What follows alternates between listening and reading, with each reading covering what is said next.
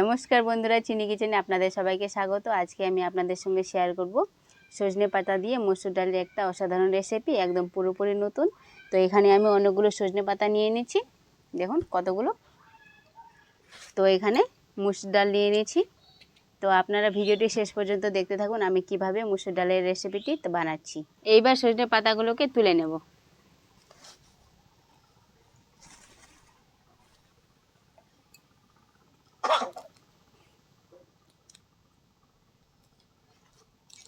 এভাবে করে তুলে নেব বেশ ভালো করে।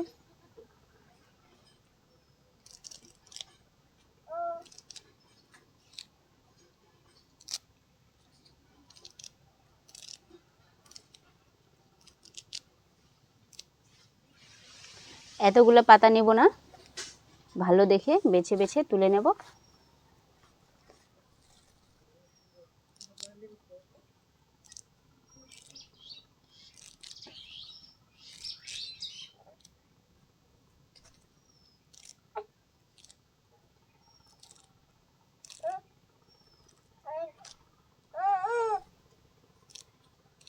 আপনাদেরকে সবগুলো পাতা তুলে দেখাচ্ছি।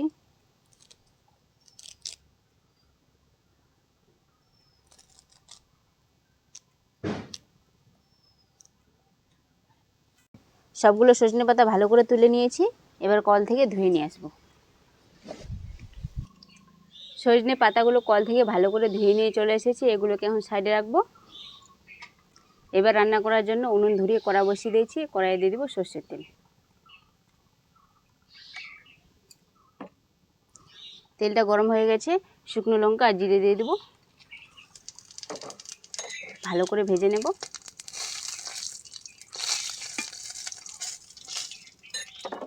ভাজা হয়ে গেছে, আদা কুচি আর রসুন কুচি দিয়ে দিব। এগুলোকেও ভালো করে ভেজে নেব।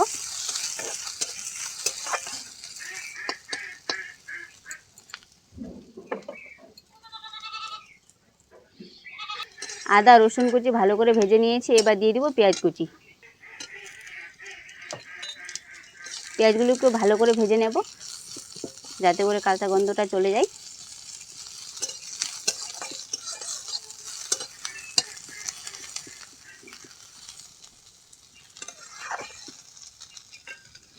পেঁয়াজগুলিকে লাল লাল করে ভেজে নিয়েছি। এবার দিয়ে দিব টমেটো কুচি,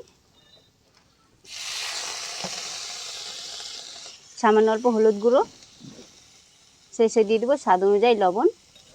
আর অন্য কোনো মশলা দেব না, এতে হয়ে যাবে। এবার টমেটোগুলোকে ভালো করে ভেজে নেব,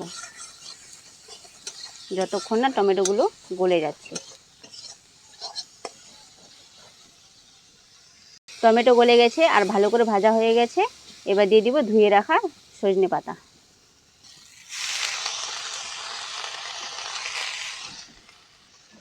এবার সজনে পাতাগুলোকেও ভালো করে ভেজে নেব।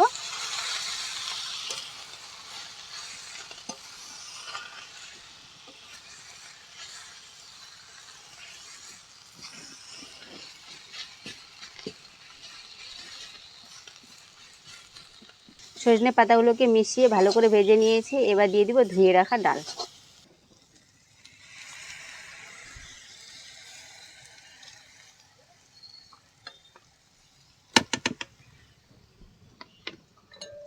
একটু ভালো করে মিশিয়ে নেব।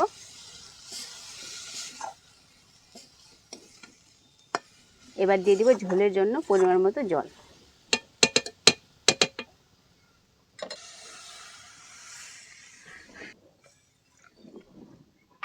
নেড়ে নেব।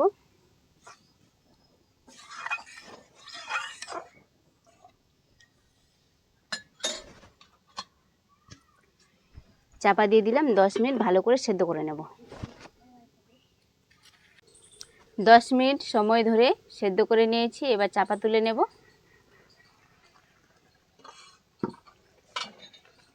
দেখুন ডালগুলো কত সুন্দর সেদ্ধ হয়ে গেছে, আর সজনে পাতাগুলো সেদ্ধ হয়ে গেছে কিন্তু।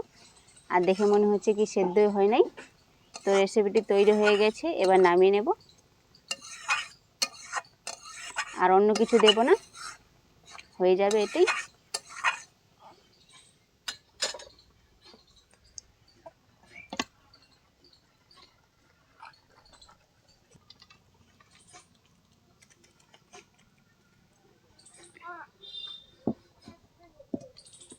দেখুন রেসিপিটি কত সুন্দর তৈরি হয়ে গেছে। তো অসাধারণ একটা সেন্ট বেরিয়েছে, গরম ভাতের সঙ্গে পুরো জমে যাবে। আপনারা তো দেখলেন আমি কিভাবে সজনে পাতা দিয়ে মসুর ডালের রেসিপিটি তৈরি করলাম। ঠিক এভাবে বাড়িতে তৈরি করে খাবেন, অবশ্যই খেতে ভালো লাগবে। আর এই রেসিপিটি বেশি গরম ভাতের সঙ্গে খেতে ভালো লাগে। তো ভিডিওটি যদি ভালো লেগে থাকে অবশ্যই লাইক কমেন্ট শেয়ার করবেন, চ্যানেলটিকে সাবস্ক্রাইব করে পাশে থাকবেন। সুস্থ থাকবেন, ভালো থাকবেন, টাটা বন্ধুরা।